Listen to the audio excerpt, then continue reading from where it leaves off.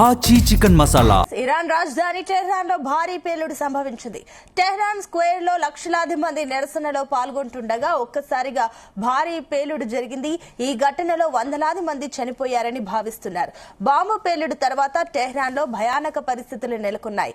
Supreme leader Khamenei కొడుకు ముజ్తబాకు మద్దతుగా rally జరుగుతుండగానే Israel America బలగాలు బాంబు పేలుడు జరిపినట్లు తెలుస్తోంది. మరోవైపు ఇరాన్ కూడా దాడులు తీవ్రతరం చేసింది.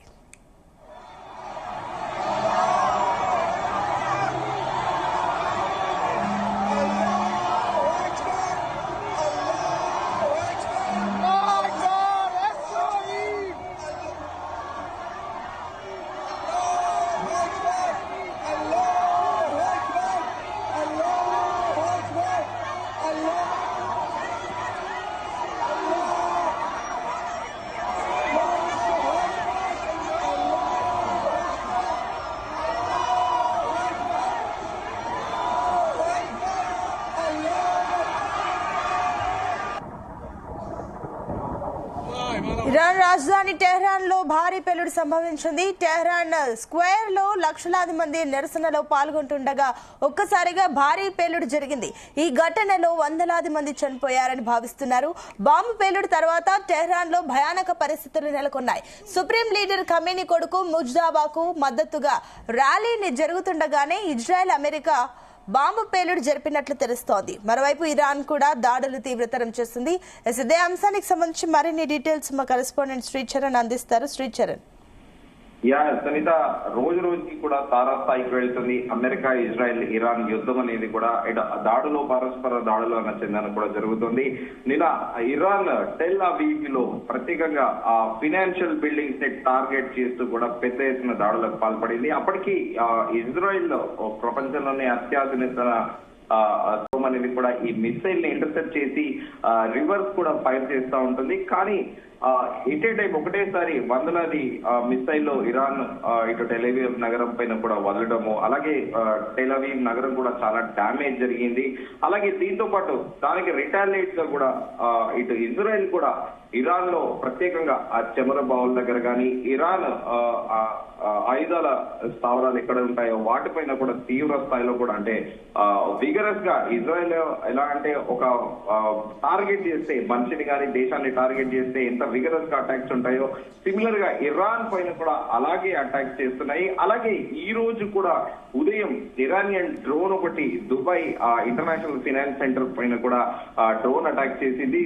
సో తాజాగా కొద్దిసేపు కిందట కూడా ఇరాన్ రాజధాని టెహ్రాన్ లో కూడా భారీ పేలుడు సంభవించింది. టెహ్రాన్ స్క్వేర్ లో లక్షలాది మంది నిరసనలో పాల్గొనగా ఒక్కసారిగా ఈ భారీ పేలుడు జరిగింది. ఈ ఘటనలో వందలాది మంది చనిపోయారని కూడా భావిస్తున్నారు. బాంబు పేలుడు తర్వాత టెహ్రాన్ లో ఒక భయానక పరిస్థితులు నెలకొన్నాయి. సుప్రీం లీడర్ ఖమేనీ కొడుకు ముజ్తబాకు మద్దతుగా ర్యాలీ జరుగుతుండగానే ఇజ్రాయెల్ అమెరికా బలగాలు బాంబు పేలుడు జరిగినట్లు కూడా ఇది తెలుస్తుంది. అంటే దీనిపైన కూడా ఆబ్వియస్లీ ఇరాన్ లేదా ఇజ్రాయెలే అటాక్ చేస్తూ ఉంటాయి. సో దాంట్లో ఇంకా అథెంటిసిటీ అనేది కూడా కోరుకోవాల్సిన పని లేదు.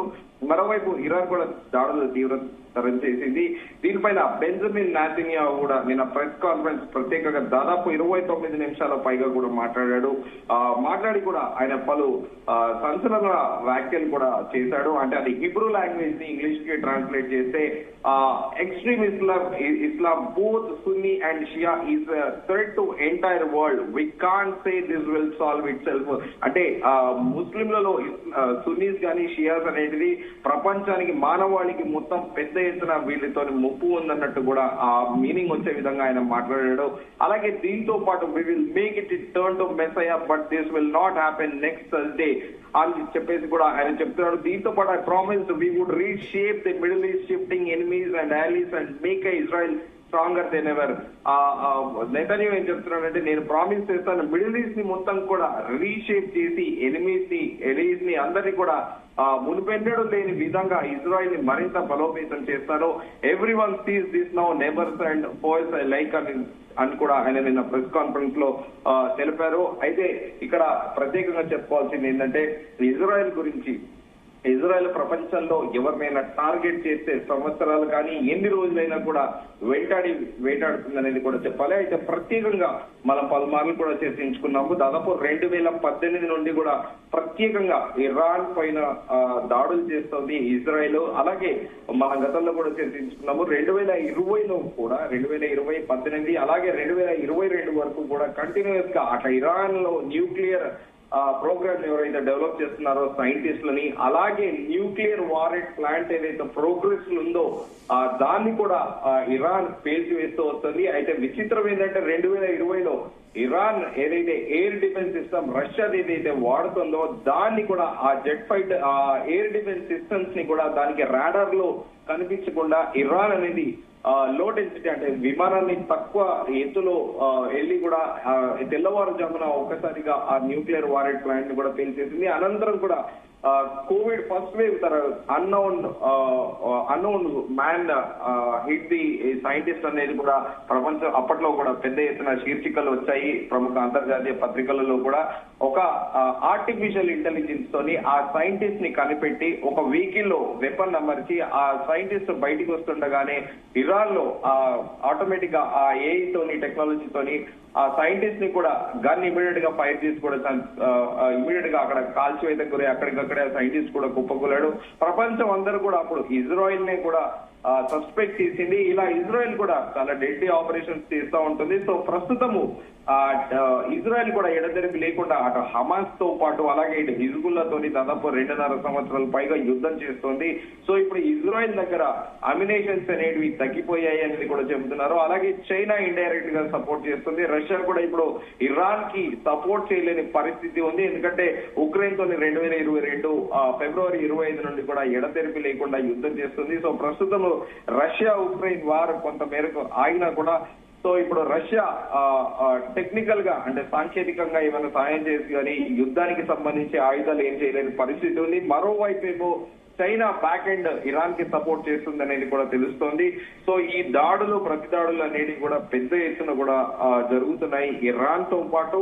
అలాగే ఇటు ఇజ్రాయెల్ లో కూడా ప్రత్యేకంగా టెల్ అవీవ్ ని క్యాపిటల్ ని టార్గెట్ చేసుకొని ఇజ్రాయెల్ పైన దాడులు చేస్తుంది. ఈ రోజు కూడా మరోసారి ఈ ఐరన్ డోమ్ ఏదైతే ఉందో ఇజ్రాయెల్ లో చాలా మటుకి కూడా మిసైల్స్ ని ఇంటర్సెప్ట్ చేసింది. ఇంటర్సెప్ట్ చేసి దాంట్లో అఫీషియల్ గా కూడా ఇజ్రాయెల్ ప్రైమ్ మినిస్టర్ తన ఎక్స్ పోస్ట్ లో కూడా పెట్టుకున్నాడు. How Israel iron dome intercepts the Iran missiles అంటూ కూడా ఆయన పెట్టాడు. సో ప్రస్తుతము ఈ రోజు అంటే ఒక బాహాటంగానే ఒక మద్దతు ర్యాలీలో పెద్ద ఎత్తున పేలుళ్లు సంభవించడము అంటే ఇరాన్ కదా అమెరికా ఇజ్రాయెల్ ని ఎలా భయపెట్టాలని చూస్తుందో ఇజ్రాయెల్ డైరెక్ట్ గా అంటే పబ్లిక్ లో ఓపెన్ గా కూడా అంటే ఎవరైనా బయటకు వచ్చి మరోసారి ఈ రెజీమ్ లో ఇరాన్ రెజీమ్ లో కమ్యూనేటర్ గా ఎవరైనా ప్రవర్తిస్తే ఎవరు కూడా మిగిలరనే ఒక సైకలాజికల్ వార్ఫేర్ అంటే ఒక ప్రజల్లో ఒక భయం నింపాలనేది కూడా ఇజ్రాయెల్ భావిస్తూ ఉంటుంది.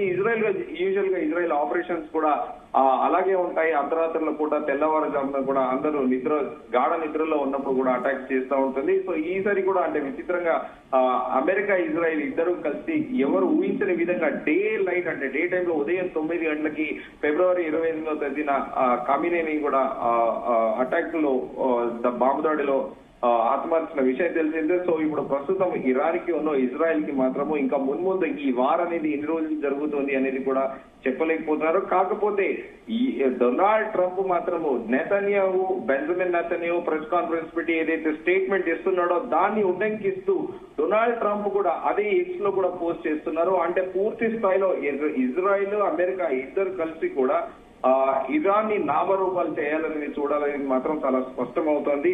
కానీ మనము ఉదయం కూడా దీనిపైన చర్చించుకున్నాము.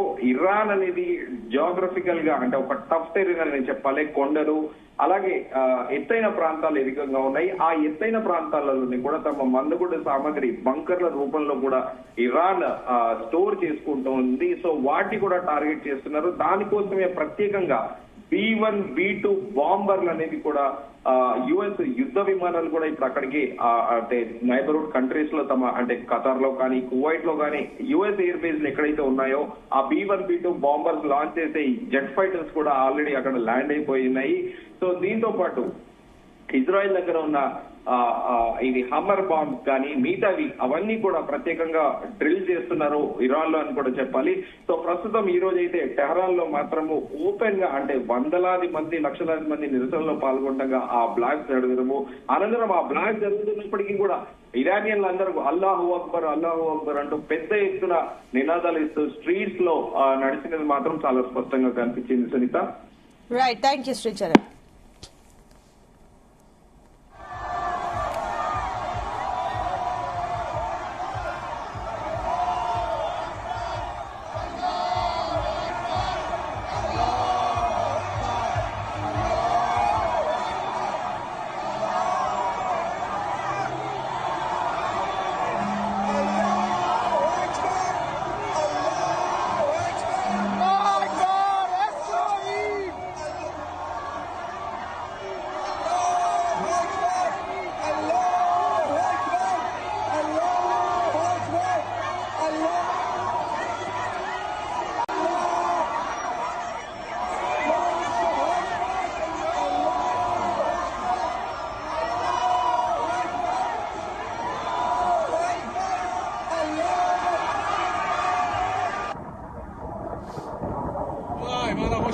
Oh my God.